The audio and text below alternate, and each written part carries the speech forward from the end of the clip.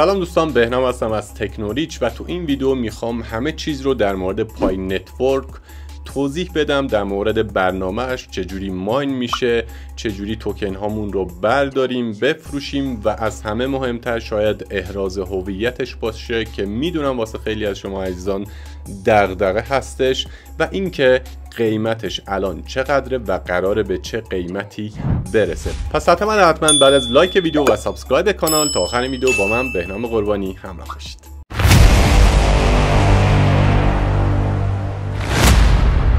اول از همه بهتون بگم که واسه شروع پای نتورک که فقط با موبایلتون انجام میشه و بعد از ماین کردن حتی میتونید موبایلتون رو خاموش کنید، یعنی هیچ مصرف باتری و انرژی در پس زمینه و اینا نداره. حتی میتونید نرم افزار رو فورس استاپ کنید که اصلا کلا در پس زمینه هم کار نکنه و باتری مصرف نکنه. از طریق موبایلمون اینجوری ماین میشه و در هر 24 ساعت یک بار فقط کافیه که کلید ماین رو بزنیم که همونطور که تو این صفحه میبینید این هستش، این کلید ماینش هست. واسه شروعش میتونید از لینکی که تو دسکریپشن یا توضیحات ویدیو گذاشتم یا تو اولین کامنت پین کردم روش تاچ کنید و شروع کنید. حالا دوستان مشکل دارن، بعضیا میپرسن که کجا گذاشتی لینک رو. ببینید وقتی شما یه ویدیویی از من رو حالا یا هر کانالی میبینید، این پایین یه توضیحاتی هست که اگر مر رو بزنید همه اون چیزهایی که تو توضیحات ویدیو هست رو واسه شما باز میکنه. اولین کامنتی هم که پین شده این هستش دوستان. من معمولا اولین کامنت خودم رو که لینک ها رو اینجا میذارم پین میکنم که اینجا هم باز رید مور رو بزنید همه لینک ها واسه شما میاد. پس این از لینک شروعش که اگر باز کنید قطعا از شما ثبت نام میخواد که میتونید از طریق فیسبوک یا از طریق جیمیل یا از طریق شماره موبایلتون حتی ثبت نام کنید و پیشنهاد میکنم این اطلاعاتی که وارد میکنید، چه پسوردتون، چه شماره موبایل یا حالا هر چیزی، یه جایی یادداشت کنید. چون به فرض مثال من الان این رو در سال 2019 شروع کردم و یکی دو سال ادامه دادم، بعد ادامه ندادم. اخیراً که خیلی سر و صدا کرد دوباره شروع کردم و از اون اطلاعات اومدم اکانتم رو بازیابی کردم و همون توکن هایی که داشتم رو به من داده و ادامه کار رو دارم میرم. اینجا هم که بخش فرنداتون هست، اگر بیاد اینجا کلیک کنید که خیلی مهم هستش، تعداد و لیست فرنداتون رو نشون میده و نشون میده که آیا اکتیو هستن یا این اکتیو. اگر اکتیو باشن به ازای هر فرندی که اکتیوه به سرعت ماین شما اضافه میشه. الان اگر دقت کنید اینجا سرعت ماین من 300 پای در ساعت هستش که این رو اگر ضرب در 24 کنیم میشه در روز مثلا انقدر توکن پای به شما میده. سرعت این توکن پای خب خیلی کمه چون قیمتش خیلی بالا هستش. حتما در ادامه ویدیو بهش اشاره هایی خواهم کرد. ضمن این که فقط به شرطی توکن پای به شما تعلق میگیره یا فقط اون میزان از توکن هایی که ماین کردین به شما تعلق میگیره که اولا خودتون احراز هویت کرده باشید، ثانیا دوستاتون هم احراز هویت کرده باشن. حالا اینجا یکم قضیه خطرناک میشه ولی نترسید. حالا اگر دوستام احراز هویت نکرده باشن چه اتفاقی میفته؟ اون توکن هایی که از طریق دوستاتون ماین کردین رو از شما کم خواهد کرد. توکن هایی که از طریق دوستان ماین کردین چی هستن؟ همون سرعت ماینتونه دیگه. الان مثلا سرعت ماین استاندارد من 300 پای در ساعته. وقتی فرندام ماین میکنن میشه مثلا 600 پای در ساعت، یعنی در واقع سرعت ماین من 2 برابر میشه. اگر دوستام احراز هویت نکنن اون نصف توکن رو از من میگیره. اینجوری خیلی ساده. و در ادامه بهتون میگم که الان من که انقدر توکن دارم چه میزان رو به من میده، چون خودش مینویسه که چه میزان پای به شما تعلق خواهد گرفت. پس این از صفحه کلی پای هست که اینجا هم باز یک سری اخبار و اطلاعاتی رو خودش میذاره که داستان چی هستش. این اومده تمدید کرده و من از هوش مصنوعی که پرسیدم گفت تا 31 ژانویه وقت دارن کاربرا تا احراز هویت کنن و ماین کنن. اگر احراز هویت تا 31 ژانویه انجام نشه عملا به شما هیچ پایی تعلق نمیگیره. در مورد نحوه فروشش و احراز هویتش هم باز در ادامه ویدیو حتما توضیح خواهم داد. مطالب انقدر زیاد هستش که میترسم یه چیزایی از دست بره. فقط خواهشم اینه که تا آخر این ویدیو همراه باشید و تک به تک این حرفایی که میذارم رو بهش دقت کنید، سرسری رد نشید ازش. اوکی. خب این از صفحه اول ما. اینم صفحه چته که کاربرا میتونن اینجا واسه خودشون چت کنن. خب بالا بسته به سرعت اینترنتتون ممکنه یکم طول بکشه و اینا. اگر این گزینه رو بزنید به شما میگه که در سال 2024 چه فعالیت هایی داشتید و چه میزان توکن هایی رو کسب کردید، که خب واسه من صفره، چون 2-3 ساله که گفتم هیچ فعالیتی نداشتم، حتی از گوشی من پاک کرده بودم. و از طریق اینوایت هم میتونید لینکتون رو بردارید و شیر کنید از طریق بلوتوث یا هر چیزی، که تو تب فرند ها هم میتونید لینکتون رو بردارید. کافیه روی اینوایت مور کلیک کنید و دوباره شیر رو بزنید تا بتونید اصلا سیوش کنید که بتونید مثلا توی پلتفرم دیگه ای ارسال کنید لینکتون رو. و به این چیزهایی هم که میگه دقت کنید. الان من یک مهلت 26 روزه‌ای دارم که فلان کار رو مثلا انجام بدم و الا پایهامو از دست میدم. حتما این متن رو بخونید، اگر معنیش رو نمیدونید با گوگل ترنسلیت چیزی ترجمه کنید و به یاد داشته باشید و به دوستانتون هم اعلام کنید. اوکی، این از صفحات اول ما. پای نتورک خودش 2 نرم افزار دیگه ای رو هم اد میکنه، البته به شرطی که لازمتون بشه، که 100% هم لازمتون خواهد شد. مثلا یکی از مهمترین نرم افزارهایی که خودش اد میکنه همون والتش هستش. شما واسه این که توکن هاتون رو به یه جایی ببرید دیگه نمیدونید از والت هایی مثل تراست و نمیدونم تونکیپر رو اینا استفاده کنید. والت مخصوص به خودش رو داره و اگر مراحل احراز هویت رو انجام بدید که الان میریم پیش، اون موقع قشنگ شما اصلا مجبورتون میکنه که اون رو دانلود کنید. شما کار خاصی لازم نیست انجام بدید، فقط یه لینکی، یه گوگل پلی، گوگل استوری، اینجور داستانا میاد بالا، روش تاچ میکنید خودش اون پای والت رو میاره. یه دونه هم پای براوزر داریم که اون رو هم باز تو مراحل احراز هویت چه بخواید چه نخواید مجبورید که نصب کنید، اون رو هم همینطوری لینکش رو میاره بالا، شما فقط تاچ میکنید که دانلودش کن، خودش پلی استور رو باز میکنه و روی اینستال کلیک میکنید و واسه شما نصب میشه. مراحل احراز هویت اینجوریه که روی این منوی همبرگری کلیک میکنید و گزینه ماینت رو میزنید. حالا امیدوارم که تلفظش رو درست گفته باشم. روی این گزینه که بزنید ما رو میبره به یک صفحه جدیدی که کل داستان تقریبا اینجا اتفاق میفته. اول از همه این داستان ها رو داریم که میزان کل توکن ما رو باز این بالا نوشته، اما گفته اونهایی که وریفای نشدن انقدر هستن و اونهایی که وریفای شدن توکن هاتون و قابل برداشت و انتقال و بعدن فروش هستش انقدر هست. خب پس چرا این همه توکن وریفای نشده؟ چون به کمک اون فرند ها مان کردم. به همین خاطر چون اونا فرند ها مثلا در دسترس هم نیستن که بگم ما فلانی بیا وریفای کن اینا، واسه همین دیگه اینا رو من از دست میدم متاسفانه. و اینا هم که از دست میدم شاید حدود 5-6 میلیارد پول باشه. حالا در ادامه بهتون میگم. من چون معمولا عادت ندارم از تامنیل های فیک و کلیک بیت و از تیترای فیک و زرد استفاده کنم، من نمیدونم تو تاملین یا تو تیتر ویدیو روی یکیشون اشاره کردم که این به من 5 میلیارد پول میده.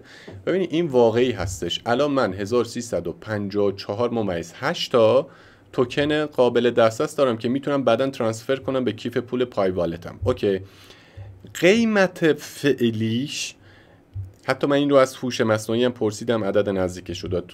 قیمت فعلیش که داره رد و بدل میشه بین کاربران $45 هستش هر یه دونه توکنش. من الان اینجا به شما ثابت میکنم که من از تیتر فیک استفاده نمی کنم. ببینید 1354.8 تا دارم. حالا تا اون روز باز بیشترم میشه دیگه. این رو ضرب میکنم به $45، یعنی حدوداً $61,000 پول میشه اگه من بتونم اینو همه رو بفروشم. تازه فقط اون بخشی که به من میتونه تعلق بگیره، با اون بخشی که سوخته حالا کاری ندارم، که هرچند اون رو هم میتونم برگردونم، به شرط اینکه به فرندام پیام بدم، دستشون رو بگیرم، بیا آقا وریفای کن، بیا KYC تو بزن فلان اینا. اگه اونا رو بزنم خب بهش اضافه میشه. حالا ما $61,000 در نظر میگیریم، درسته؟ 61 رو ضرب میکنم به 84 که الان قیمت دلارش 84,000 تومنه. حالا تا اون موقع بیشتر میشه دیگه طبیعتا. و مساوی میزنم. ببینید میشه 5,124، یعنی در واقع 5 میلیارد و 124 میلیون، چون 6 تا صفر هم داره دیگه. 3 تا صفر از 84 کم کردم، 3 تا هم صفر از 61 دیگه، اون 6 تا صفر هم باید بیارم، چون اگه میزدم تو ماشین حساب جا نمیشد. میشه 5 میلیارد و 124 میلیون تومن اگه بشه بفروشیم. شما دعا کنید که انجام بشه. حالا شمایی که ماین نکردی چیکار میکنی؟ فرصت هستش. الان تو احراز هویت بهتون میگم که فرصتش تا پریروز بود، ولی ظاهرا تمدیدش کرده و یک روز شمار جدیدی بهش اضافه کرده و شما از الان بشینید ماین کنید، فکر میکنم حداقل 200-300 تا بتونید نفری ماین کنید اگر از الان شروع کنید. اصلا بگیریم 200 تا، 200 ضرب در 45 که ممکنه تا اون موقع هم افزایش پیدا کنه. چقدر میشه؟ میشه $9000. ضرب در 84ش کنید میشه 756 میلیون تومن. اوکی. قیمتی که واسش پیش بینی کردن میگن به $314 میرسه. چرا 314؟ چون این پای هست، نمادش عدد پی هست، عدد پی هم 3.14 و اینا هستش که میخوان در مرحله اول به اون رقم حتما برسن و بعدش حتی میخوان به رقم برسن که با بیت کوین رقابت کنن. این حرفشون رو نمیدونم چقدر میتونه امکان پذیر باشه، ولی اینو مطمئنیم که تو دنیای ارزهای دیجیتال هیچ چیز غیر ممکن نیست. بیت کوین هم که اولا اومده بود مثلا در حد $10-12 بود، هیچکی فکر نمیکرد که مثلا یه روزی برسه به قیمت مثلا الان فکر کنم $3000 هست الان قیمتش. پس این امکانش هست و من اگر به لطف خدا و به دعاهای شما و خودم بتونم این مقدار رو بفروشم، همش رو نمیفروشم و سعی میکنم یه مقدار حداقل 1/3 رو هولد کنم تا ببینم چی میشه. این از سیاستی بود که من میخوام انجام بدم. من توصیه خاصی واسه هیچ کس نمیکنم، حالا من گفتنیا رو خودم میگم، برنامه خودم رو میگم. شما اگر دوست داشتید و اگر امکانش بود این کار رو میتونید انجام بدید. پس اینم از قیمت ها. حالا بریم روی احراز هویتش. قبلش اگر دوست داشتید ویدیو رو تا اینجا اطلاعات واسهتون مفید بود، حتما ویدیو رو لایک کنید و نظر و پیشنهاد انتقادی هم داشتید حتما کامنت کنید، کانال رو هم سابسکرایب کنید و حتما این ویدیو رو واسه دوستاتون هم بفرستید. ببینید خیلیا نمیتونن احراز هویت کنن، اصلا خیلیا خبر ندارن از این پروژه و اونایی هم که خبر دارن، من افرادی میشناسم که حتی 6000-7000 تا توکن هم جمع کردن ولی احراز هویت رو اصلا یه معضل میدونن و ناامید شدن و میگن خب دیگه نداریم دیگه. اوکی. اصلا ببینید گیرم شما اصلا این پروژه شکست بخوره، اصلا نشه، مثلا کلاهبرداری تشخیص داده بشه که کلاهبرداری که نیست، ولی خب اصلا نتونیم بفروشیم. ما کار خاصی نمی کنیم که ما در هر 24 ساعت فقط یه بار تاچ میکنیم، مثلا گیرم نشه، نه کد مورس داره، نه نمیدونم کارت داره، نه هیچی نداره که فقط در 24 ساعت یه بار ماین میکنیم. اوکی. حالا ما که اومدیم تو این صفحه ماینت، میام روی ماینت چک لیست کلیک میکنیم. اینجا یک سری گزینه‌ها و چک لیست هایی رو آورده که شما باید اونا رو انجام بدید تا سبز بشند. و این مثلا این چک لیست ها رو من اینقدر انجام دادم و الان تو این مرحله هستم. وقتی که شما تو مرحله هستید و اون مراحل واسه شما باز شده بنفشه، وقتی انجام میدید سبز میشه. اونایی هم که خاکستری هستن یعنی این که باید اول اون بنفشه رو انجام بدید تا اون خاکستری ها حل بشن. الان من تو مرحله KYC موندم که واسه اینم خیلی راهنمایی مفیدی خواهم کرد. البته چون ویدئوی یوتیوب هستش و این راهنمایی هم که خواهم کرد ممکنه با بعضی از قوانین یوتیوب سازگار نباشه و ممکنه واسه کانالم ضرر داشته باشه، اطلاعات دقیق تر رو تو یک وایسی میذارم و یک فایل ویدئویی تو کانال تلگرامیمون که اینجا آدرسش میاد واسهتون میذارم. لینک اون وایس رو تو توضیحات ویدیو و اولین کامنت میذارم. از طریق اون لینک بیاید جوین بشید به کانالم، اون وایس رو گوش بدید و فایل های لازمتون رو زیر اون وایس واسهتون میذارم. راهنمایی‌هاش هم که تو وایس و فیلم میذارم واسهتون، برید اونجا انجام بدید. چون من اگه همه اینا رو اینجا توضیح بدم واسه خودم هم خطرناکه، چه برسه به اینکه واسه شما. اوکی. حالا این مراحل چی میگه؟ ببینید اولین چیزی که میگه چیه؟ میگه دانلود پای براوزر اپ، یعنی روش تاچ میکنید خودش لینک رو میاره بالا، اون رو دانلود میکنید، نصب میکنید. حالا ممکنه باز جیمیل بخواد، پسورد بخواد و اینا که اوکیه. دومین گزینه چی میگه؟ میگه آقا پای والت تو بساز. باز این رو هم روش تاچ میکنی، صفحه میاد بالا، دانلود رو میزنی، گوگل پلی میاد بالا، اینستا رو میزنی، نصب میشه. منتها چون این والته خب از شما یک سری اطلاعات میخواد، یک سری کدها و اعداد ارقامی رو به شما میده که اینا رو باید حتما یه جا داشته باشید، چون بعداً تو مراحل بعدی باز لازمتون میشه. و بعد شما والتتون رو میسازید. تقریبا مثل بقیه والت هایی هستش که ساختید دیگه، همشون یه پسورد میخوان، یه حروف 12 تایی یا مثلا 24 تا حروف به شما میدن که اونا رو باید یه جا داشته باشید که بعداً بتونید بازیابیش کنید. اینا رو انجام دادید، اینم ثبت میشه. بعد میگه آقا کانفرمش کن، تاییدش کن. وقتی این رو میزنید، اون 24 تا حرفی که موقع ساخت والت داده بودید رو اینجا از شما میخواد. موقع ساخت والت که اون 24 حرف میاد، اصلا میتونید روش کپی کنید، تاچ کنید تا کپی بشه، بره تو کلیپبوردتون و اینجا پیستش کنید. لازم نیست دوباره تایپ کنید. حالا تایپ هم کردی که هیچی. و خب اینجا کلیک میکنید، اینجا میگه اون 24 تا کلمه رو وارد کن و کانفرم رو بزن. همین. اینم واسه شما به همین راحتی سبز میشه.